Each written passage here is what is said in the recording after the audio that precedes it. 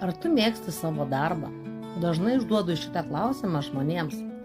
Neretai, kaip bebūtų gaila, gaunu atsakymą. Ai, žinai, apmoka sąskaitas, kažką reikia daryti, kažkaip reikia uždirbti pinigus. Bet daugelis žmonių nesidžiaugia eidami į savo darbą, nesimėgauja savo darbu. Jie iš tikrųjų tai daro tam, kad uždirbtų pajamas.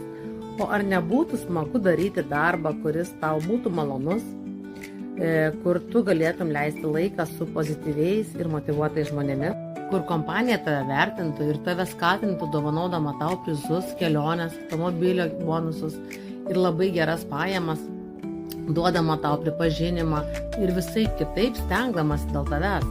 Jeigu skamba per daug gerai, kad būtų tiesa, taip nėra.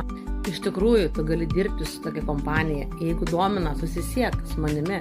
Su malonumu tau pasidalinsiu su tavim, kuom aš užsiimu.